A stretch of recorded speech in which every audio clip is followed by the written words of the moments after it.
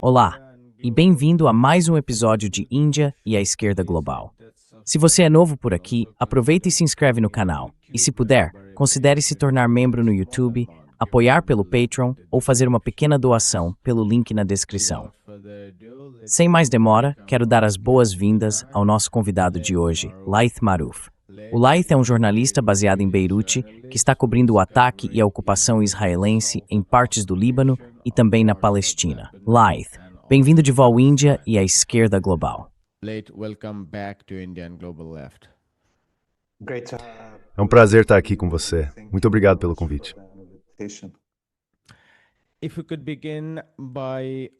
Se você puder começar com a sua análise da situação no Líbano, especialmente desde o dia 2 de março. Há relatos de que a entidade sionista matou cerca de 2.400 pessoas no Líbano e que mais 1 milhão de pessoas foram deslocadas. Um relatório de hoje afirma que 62 mil construções foram destruídas. Se puder, descreva o que aconteceu desde o dia 2 de março, em especial.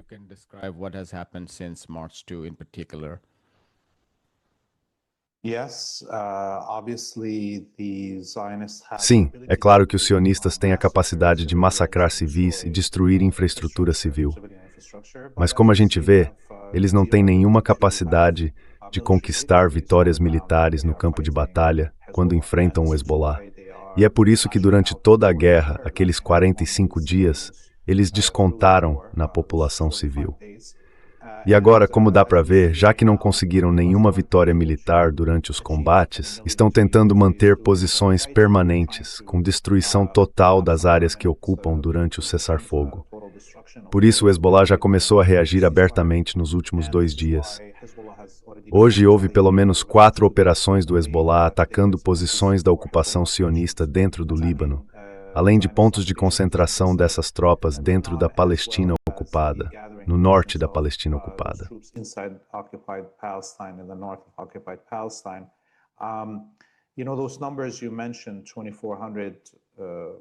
Esses números que você mencionou, 2.400 pessoas mortas no Líbano em 45 dias, pelo menos 100 delas eram profissionais de saúde. Assim como aconteceu em Gaza, os sionistas decidiram atacar o que é mais fácil de atingir, que nesse caso são os profissionais de saúde nos hospitais, os paramédicos, nas bases e nas ambulâncias. Há cerca de 1 hora, na cidade de Kaibin, no sul do Líbano, um comboio de jornalistas e observadores estava passando e os israelenses atacaram o comboio, matando pessoas em um dos carros. Depois começaram a bombardear a área, onde há vários jornalistas que agora estão presos. A Cruz Vermelha e as ambulâncias não conseguem chegar até eles. Há uma ameaça clara à vida dessas pessoas. Esses jornalistas estão entre os mais conhecidos aqui no Líbano, incluindo uma jornalista em especial.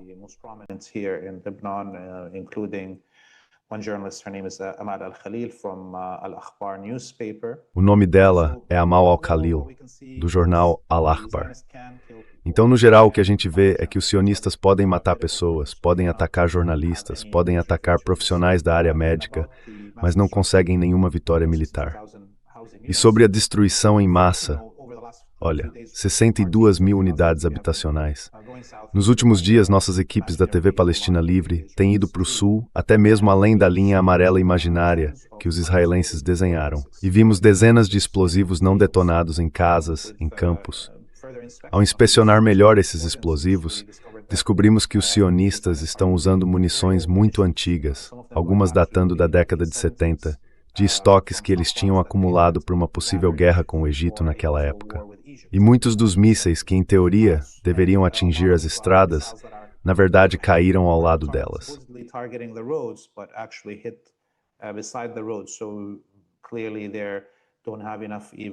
Então, claramente, eles já não têm nem sistemas de guiagem modernos suficientes para usar. Tudo isso mostra que os sionistas estão ficando sem munição. E isso também está acontecendo com os Estados Unidos, claro. Olhando para os tanques que eles têm nos campos aqui no Líbano, dá para ver que muitos são modelos mais antigos de Merkava. Eles perderam pelo menos 200 tanques agora, nessa batalha no Líbano. E já perderam 1.000 tanques nas batalhas em Gaza e no Líbano, entre 2024 e 2025. Ou seja, estão ficando sem os tanques mais modernos e não conseguem manter o ritmo de produção. A situação deles no campo de batalha é muito difícil, mas como a gente disse, ainda conseguem continuar matando civis. É nisso que eles são bons.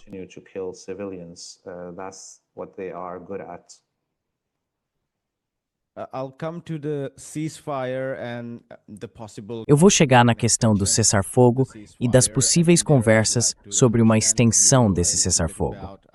E aí eu queria entender um pouco com você sobre as divisões ou as diferenças dentro do Líbano.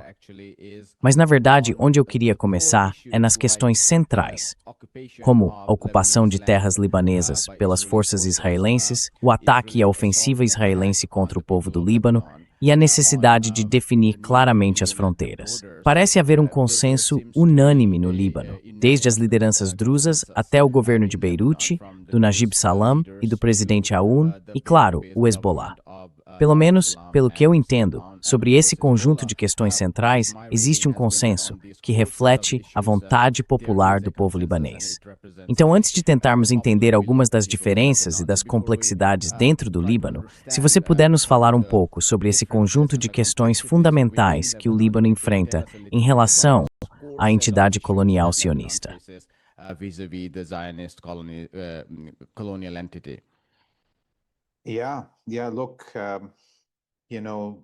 Olha, veja bem, agora no sul do Líbano, as áreas que os sionistas desenharam na imaginação deles com essa linha amarela incluem muitas vilas cristãs, druzas e sunitas. Na verdade, algumas das regiões que eles estão marcando como estando atrás dessa linha amarela e que querem despovoar, incluem alguns dos locais mais sagrados para a seita drusa. Então isso não é algo que vá ser aceitável para nenhuma das populações do Líbano.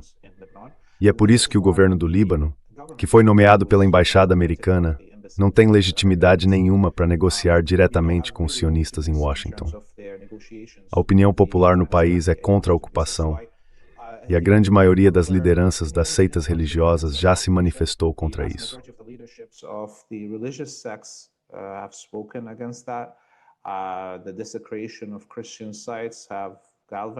A profanação de locais cristãos acabou unindo ainda mais a população cristã.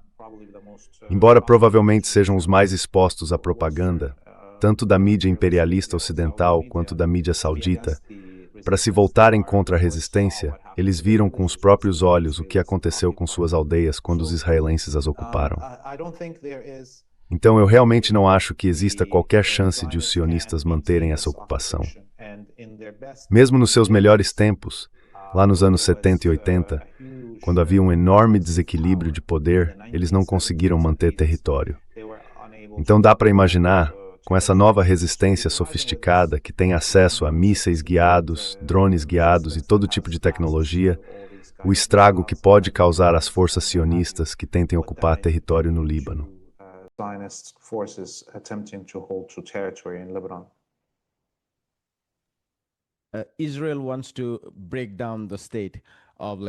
Israel quer desmantelar o Estado do Líbano, assim como tenta fazer em várias partes da Ásia Ocidental.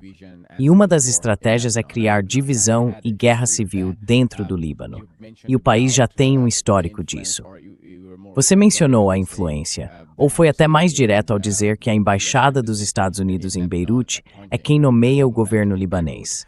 Se puder explicar um pouco como é essa relação entre o governo em Beirute e o Hezbollah, porque algumas análises são muito simplistas, dizendo que é uma relação puramente de antagonismo. Outras apontam que existe um certo grau de cooperação e também de competição. Então, se puder detalhar um pouco essa complexidade e colocar o cessar-fogo dentro desse contexto.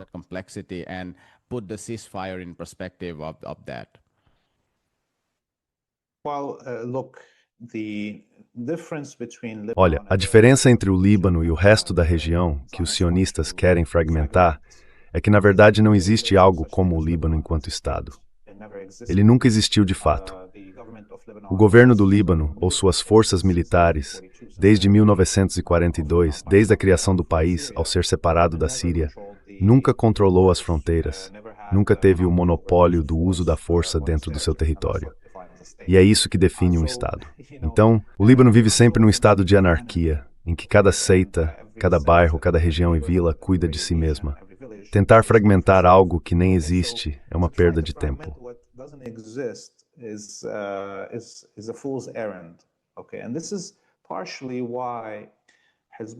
E é justamente por isso que o Hezbollah, como movimento de libertação, no ano 2000, quando libertou o Líbano, escolheu não assumir o controle do governo. E acabou se tornando o único movimento de libertação na história da humanidade que libertou um país e não tomou o poder. Foi uma escolha do próprio Hezbollah, não só porque não queria uma guerra civil logo depois da libertação, mas também porque o Estado libanês não tem nada de fato a oferecer. E agora é a mesma coisa. Se o Hezbollah e seus aliados, que representam a grande maioria do povo libanês, quiserem, eles podem dar um golpe e em 5 minutos tomar todos os escritórios do governo, prender o governo de Nawaf Salam e colocá-los em julgamento.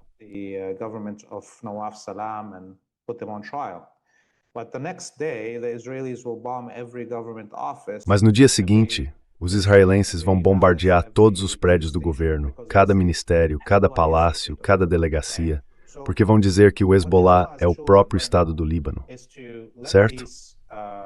Então o que o Hezbollah decidiu agora é deixar esses servos da casa, o primeiro-ministro e o presidente do Líbano, que respondem aos Estados Unidos e aos sionistas, agirem como quiserem. Que assinem papéis sem valor, se quiserem, porque esse governo não tem como enfrentar o Hezbollah. Esse governo quer servir aos israelenses e aos americanos, mas nem isso consegue fazer direito.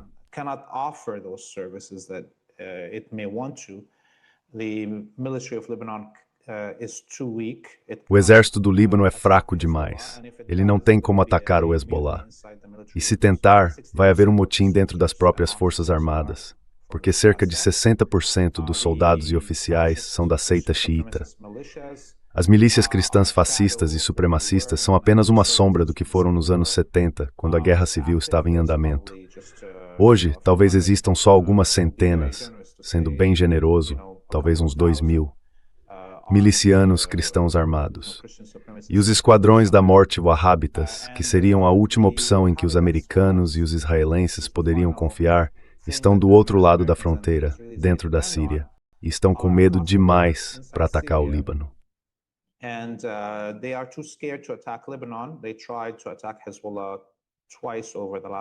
Eles tentaram atacar o Hezbollah 2 vezes nos últimos 15 ou 16 meses e perderam nas batalhas na fronteira. E se o HTS, o grupo de Al-Julani, mover suas tropas para atacar o Líbano, a Síria vai desmoronar. No total, há cerca de 60.000 combatentes do HTS que mal conseguem controlar os postos de controle espalhados pela Síria. Se eles retirarem essas forças para atacar o Líbano, o país vai se desintegrar e cada região vai se separar. Então, não existe um desafio real, nem interno nem externo para o Hezbollah, a não ser uma intervenção direta de Israel ou dos Estados Unidos. E é exatamente isso que já está acontecendo. Por isso, colocar uma assinatura num papel, seja do primeiro-ministro ou do presidente do Líbano, não vai mudar a realidade no terreno. Change the reality on the ground in Lebanon.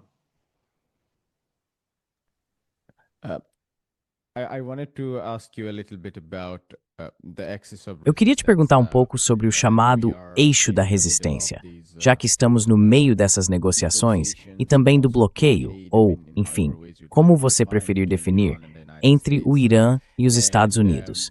E essa questão está ligada ao Líbano. Claro que Israel quer separar isso de várias formas. Como você descreveria o impacto da resistência iraniana contra os bombardeios dos Estados Unidos sobre o eixo da resistência como um todo na região?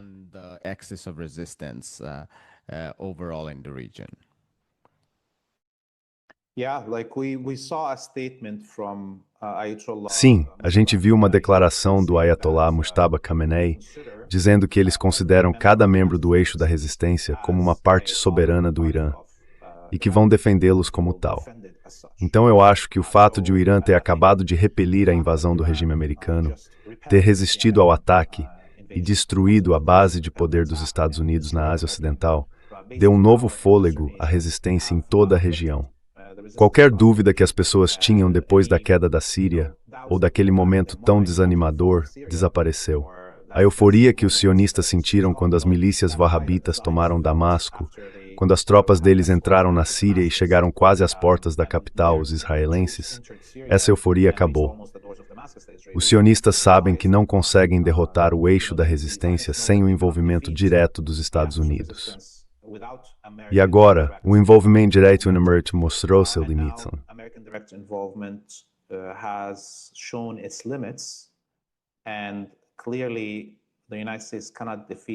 E claramente, os Estados Unidos não têm como derrotar o Irã sem o uso de armas nucleares. Portanto, não há nada que os Estados Unidos possam fazer hoje de diferente do que fizeram durante aqueles 45 dias de guerra contra o Irã. Assim, o eixo da resistência está em ascensão. O Iêmen, muito provavelmente, vai se tornar uma potência regional por conta própria, se considerarmos a grande possibilidade de o país seguir o mesmo caminho do Irã, que ampliou sua soberania sobre o Estreito de Hormuz. Mesmo que os Estados Unidos não reativem uma guerra em que o Iêmen feche o Estreito de Bab al-Mandeb, por que não o Iêmen estender sua soberania sobre Bab al-Mandeb? Isso o tornaria uma potência por si só e traria receitas capazes de tirar o país da pobreza. Então a perspectiva de futuro é muito positiva para os membros do eixo da resistência, por causa dos sucessos alcançados no campo de batalha no Irã, no Iêmen e no Líbano.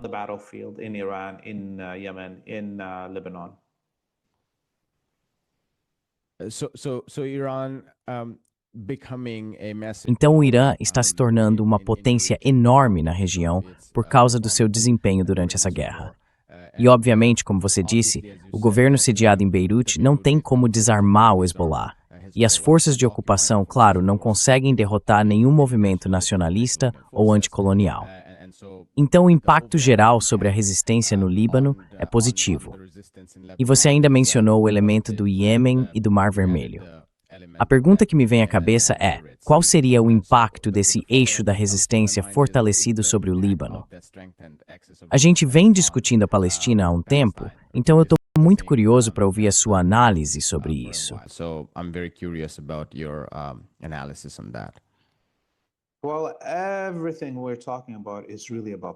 Bom, tudo que a gente está falando aqui, no fim das contas, é sobre a Palestina.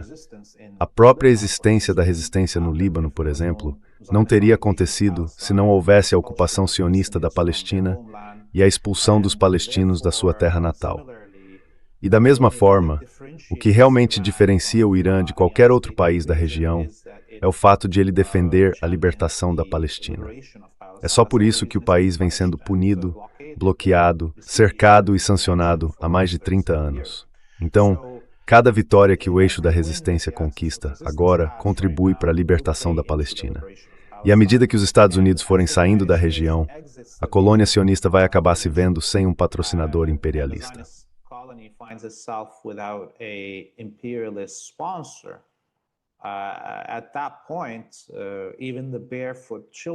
Nesse ponto, até as crianças descalças de Gaza seriam capazes de libertar a Palestina sozinhas. Certo. E agora, a única coisa que a gente vê, se quisermos ser super otimistas e entrar nesse jogo de imaginar que os Estados Unidos vão sair da Ásia Ocidental, é que a colônia sionista ficaria sozinha. O Ocidente abandonaria o fornecimento de armas e, enfim, o apoio financeiro, econômico e político, enquanto Israel ainda teria armas nucleares. E a gente já vê a liderança do eixo da resistência pensando nessa possibilidade. O que vai acontecer quando os sionistas forem abandonados?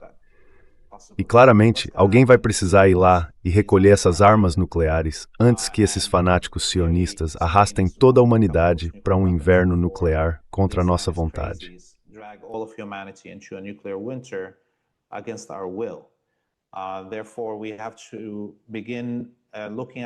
Por isso, a gente precisa começar a olhar para o modelo do apartheid na África do Sul, quando o mundo se uniu e desmantelou as armas nucleares do regime do apartheid, antes do colapso daquele governo. E ontem os iranianos, na minha opinião, começaram esse processo de tentar colocar essa ideia na cabeça das pessoas no Ocidente, com o pedido que fizeram à Agência Internacional de Energia Atômica, pedindo para que ela vá até a Palestina ocupada e coloque todas as armas nucleares e o programa nuclear da colônia sob sua supervisão. Esse é o primeiro passo.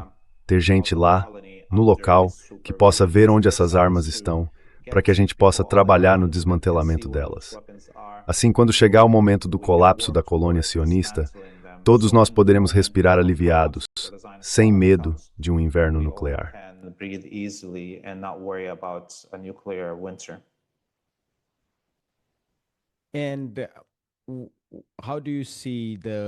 E como você vê o caminho futuro dos estados clientes, à medida que o império vai se enfraquecendo, apanhando, e ninguém fala sobre isso? Provavelmente a morte lenta do império, mas com certeza um declínio do império na região. Sempre existiram estados clientes. Qual é a sua avaliação sobre o futuro desses estados? Com certeza no Golfo, mas eu também penso na Jordânia, em partes do Líbano e, claro, na África. E agora a Síria. Eles não são só fundamentalistas, também são um estado cliente dos Estados Unidos. Qual é o futuro deles?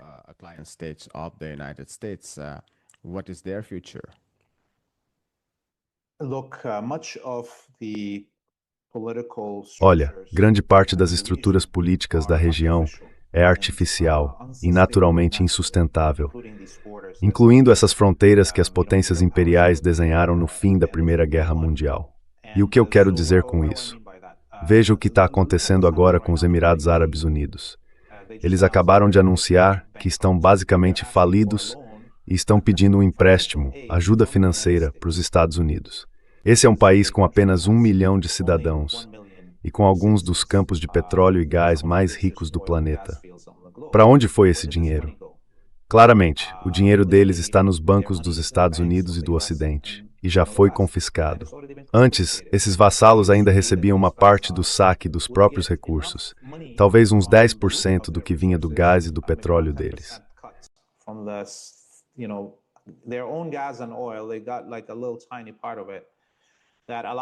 Eles ficaram com uma partezinha disso, que permite a eles fazer essas festas no meio do deserto, construir torres de vidro, ter um crescimento populacional artificial em áreas que não deveriam ter tanta gente, e criar novos centros culturais para os povos árabes. Enquanto isso, os centros culturais naturais do mundo árabe, como a Síria, o Iraque e o Iêmen, estão sendo destruídos. Então, assim que esses vassalos artificiais começarem a desmoronar, tudo vai voltar à ordem natural. Sanaá, Bagdá, Damasco e Cairo vão se reerguer e voltar ao seu lugar natural, como capitais da cultura árabe, do comércio e dos grandes centros populacionais. Até a Jordânia, que nem existia, quer dizer, Amman como capital era só uma vilazinha antes da Primeira Guerra Mundial, antes das fronteiras serem impostas.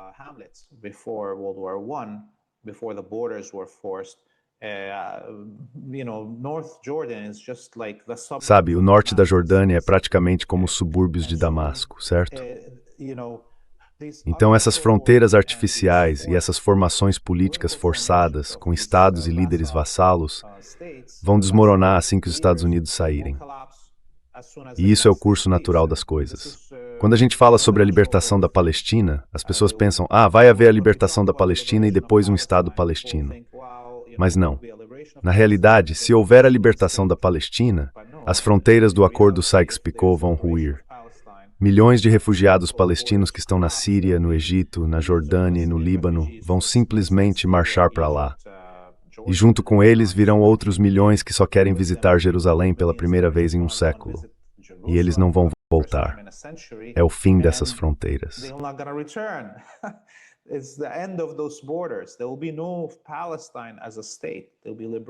Não vai existir uma Palestina como Estado. Vai haver a libertação da Palestina, mas isso vai levar ao colapso de todas essas fronteiras e estados fabricados, que na verdade nunca deveriam existir. E daí vão surgir novas formações políticas na região. É esse o tamanho da transformação que a gente está vivendo agora. A libertação da Palestina, a saída do poder militar europeu da Ásia Ocidental, tudo isso vai mudar completamente essas fronteiras. E tudo isso, aliás, acontece por causa do sucesso do Irã. Acho que as pessoas ainda não perceberam o quanto é crucial e o quanto muda a história do mundo, esse momento em que o Irã expande sua soberania sobre o Estreito de Hormuz.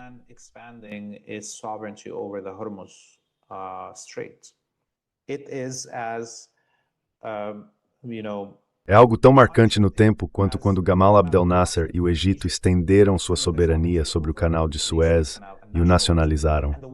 E a guerra que veio em resposta a isso, com o ataque tripartite de 1956, o ataque britânico, francês e israelense contra o Egito, no qual eles foram derrotados. Isso levou França e Reino Unido a serem rebaixados de potências globais a potências secundárias, sob a sombra dos Estados Unidos, que surgiram como a nova superpotência por causa da crise de Suez de 1956. Hoje, os Estados Unidos estão deixando de ser a superpotência por causa da crise do Estreito de Hormuz que perderam. E não existe nenhuma potência europeia capaz de substituí-los como hegemon dentro da hierarquia europeia. As the hegemon within the European hierarchy. And therefore, the effect of the demotion of the United E, portanto, o efeito da perda de status dos Estados Unidos como superpotência, por causa do Estreito de Hormuz, é ainda mais histórico, em termos de transformação.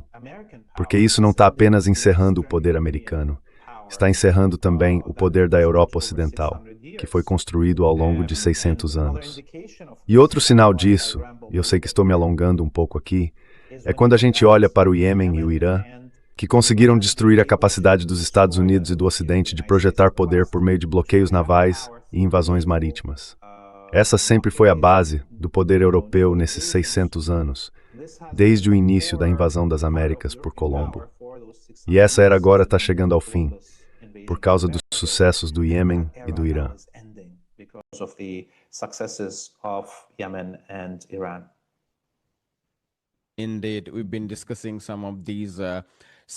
De fato, a gente tem falado sobre a importância da ascensão do Irã, especialmente com a retomada do controle sobre o Estreito de Hormuz. Isso me faz lembrar do colapso do Império Safávida, lá por 1732, ou talvez 1726, se não me engano. E a partir daí, veio o avanço do colonialismo europeu, que acabou desmantelando o comércio livre asiático na região. A gente tem discutido também a integração do Irã a uma Ásia em ascensão, as perspectivas de comércio e o impacto disso. Além disso, o efeito sobre o sistema do petrodólar, já que os estados clientes podem repensar sua relação com os Estados Unidos. Isso pode acelerar o surgimento de uma nova ordem liderada pela ONU, ou talvez não exatamente pela ONU, já que o sistema financeiro da China ainda não é liberalizado o suficiente para se tornar a moeda hegemônica mundial. Mas dá para ver claramente o surgimento de um sistema global de moedas em múltiplas camadas.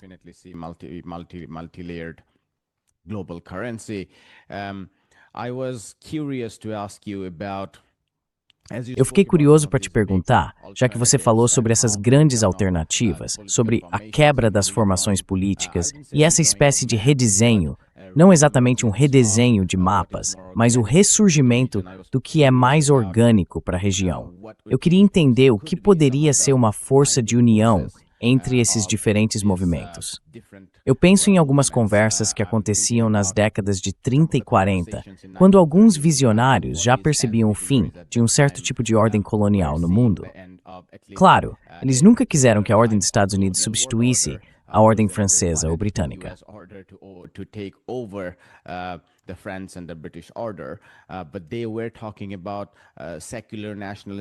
Mas eles estavam falando sobre nacionalismo secular.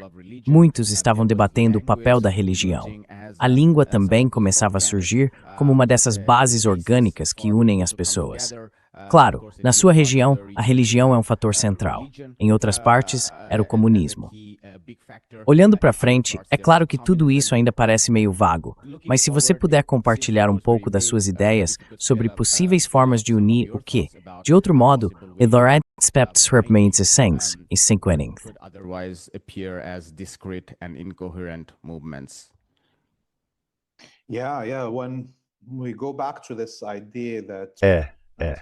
Quando a gente volta para essa ideia de que em 1956, a crise do Canal de Suez rebaixou esses impérios a potências secundárias, isso também impulsionou Gamal Abdel Nasser e o Egito para a linha de frente da luta pela descolonização. E veja, o Nasser se aproximou de vários outros líderes no mundo que estavam travando suas próprias lutas de libertação e formou o movimento do Terceiro Mundo, ou o movimento dos países não alinhados. O Nasser ajudou basicamente a libertar metade da África e, sabe, era amigo próximo do Lumumba, chegou a salvar a esposa e os filhos dele quando ele estava sendo assassinado no Congo. Tudo isso foi resultado dessa capacidade do Egito de vencer aquele momento.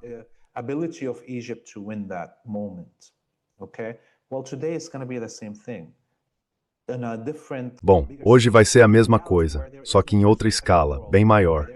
Numa realidade onde não existe mais primeiro e segundo mundo, onde não há um campo capitalista e um campo comunista disputando quem vai controlar os povos emergentes que estão se descolonizando, certo? Hoje o que existe é um império americano, com todos esses componentes, a OTAN, a União Europeia e o Conselho de Cooperação do Golfo, e novas superpotências emergentes, como a China e a Rússia, que não têm um motivo ideológico nas suas relações com o resto do mundo e não têm intenção de ser coloniais ou de competir com povos que buscam libertação. Então eu acho que o Irã, neste momento, está numa posição de se tornar o catalisador dos movimentos de libertação ao redor do mundo.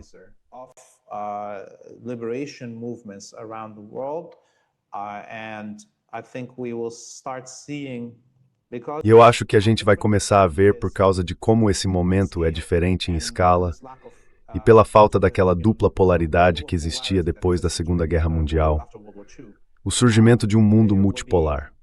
Um mundo diferente até do que o BRICS imaginava, porque o BRICS estava preso a dois membros que são na prática vassalos ou muito próximos dos Estados Unidos, como a Índia e o Brasil, ou melhor, os governos de Modi e de Lula, que acabaram impedindo uma integração maior com outros membros mais opositores dos Estados Unidos, como o Irã. Agora o Irã está surgindo como a superpotência muçulmana, e outros também vão surgir e se alinhar com ele, como, por exemplo, a Confederação do Sahel.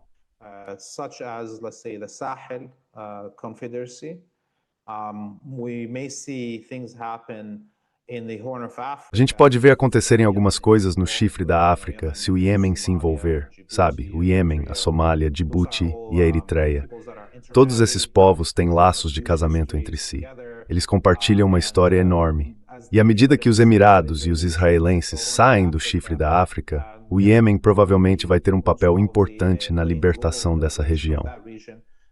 Da mesma forma, a África do Sul está numa posição privilegiada para começar a olhar para a região da África Austral, não só para o próprio país, e pensar em como reduzir os danos do colonialismo, aquela fragmentação do Zimbábue, da Zâmbia, da Namíbia e por aí vai, que na verdade são todos o mesmo povo que a África do Sul.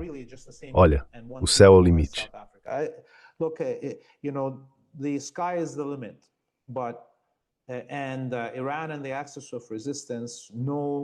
O Irã e o eixo da resistência sabem e conseguem ver os efeitos do que estão fazendo e as possíveis consequências disso no mundo todo. Mas agora cabe a outras nações pegar o touro pelos chifres e agir. Na verdade, se qualquer outro país neste planeta começar uma guerra com os Estados Unidos neste momento, e não estou falando de potências como a China ou a Rússia, se algum país da América Latina decidir agora que vai entrar em guerra com os Estados Unidos ou adotar uma postura militar mais agressiva, os Estados Unidos não estão em condições de lutar. Eles abusaram do próprio arsenal. Estão com algo em torno de 25% dos estoques das armas mais avançadas e estão sangrando economicamente.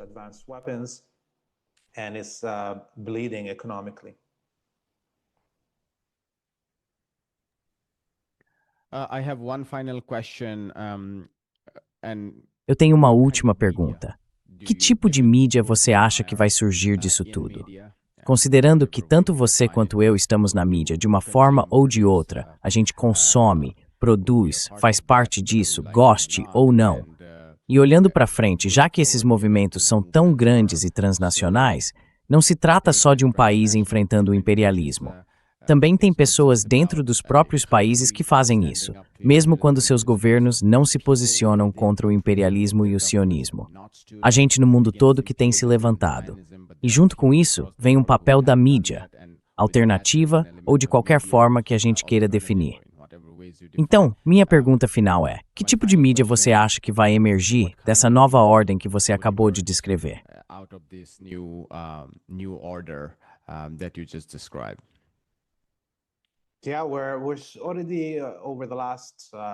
Sim, já faz mais ou menos uma década que a gente vem vendo o surgimento dessa nova mídia em diferentes formas.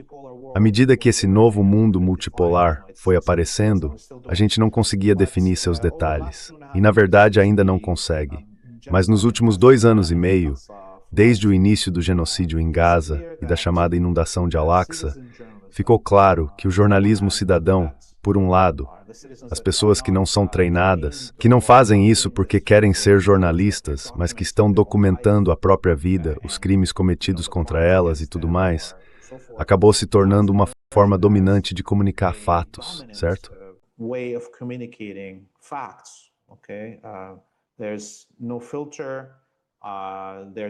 Não existe mais filtro. É um momento instantâneo em que as pessoas, começam a transmitir essa realidade. E não tem como a grande mídia, com bilhões de dólares, competir com isso. Não por causa de um único cidadão postando um vídeo, mas por causa do tsunami de cidadãos interagindo com essa mídia feita por eles mesmos, amplificando tudo. E nem os algoritmos conseguem acompanhar esse volume. Por exemplo, o tanto de gente compartilhando conteúdo vindo de Gaza, o material dos jornalistas cidadãos de lá. Toda a censura do mundo não dá conta dessa realidade. Então a gente viu o quanto o jornalismo cidadão é importante.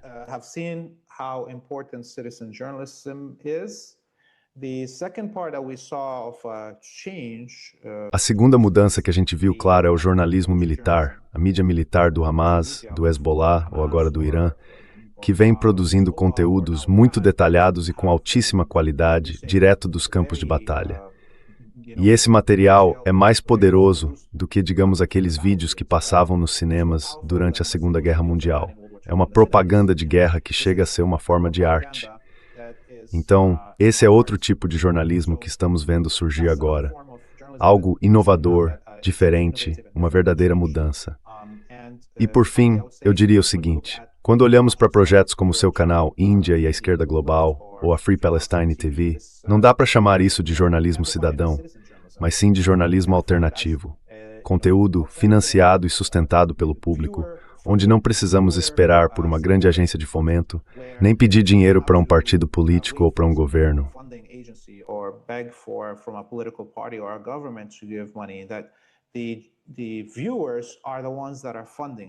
Quem está financiando isso são os próprios espectadores. Eles pensam, a gente gosta disso, então vamos apoiar. E isso mostra, mais uma vez, como as formas antigas de mídia e de controle da mídia estão desmoronando. Eu não acho que os imperialistas tenham encontrado uma forma de controlar a narrativa diante dessa nova realidade. Desmonetizar alguém ou tirar alguém de uma plataforma não faz essa pessoa deixar de existir. Ela simplesmente encontra outro jeito de continuar e a mensagem continua chegando ao público. Eles não conseguem acompanhar esse tsunami se todos nós estivermos produzindo programas, registrando nossa vida e transmitindo. É um número ilimitado de pessoas participando da produção e do consumo de mídia, e a mídia tradicional, por maior que seja o orçamento, não tem como competir com isso.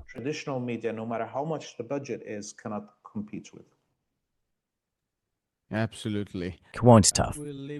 Vamos encerrar por aqui, Leith. Muito obrigado por ler sports et brink.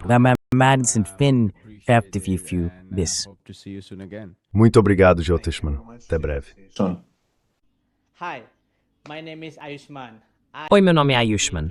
Eu, junto com o Jotishman, criamos essa plataforma.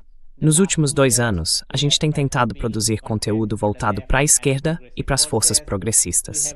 Até agora, já entrevistamos economistas, historiadores, comentaristas políticos e ativistas. Se você gosta do nosso conteúdo e quer que a gente construa um acervo para a esquerda, eu tenho 2 pedidos para você. Primeiro, considere fazer uma doação para essa causa. O link está na descrição aqui embaixo. E se não puder contribuir, não fique triste. Você sempre pode curtir nossos vídeos e compartilhar com seus camaradas. E por fim, não esquece de se inscrever no canal. Finally, don't forget to hit the subscribe button.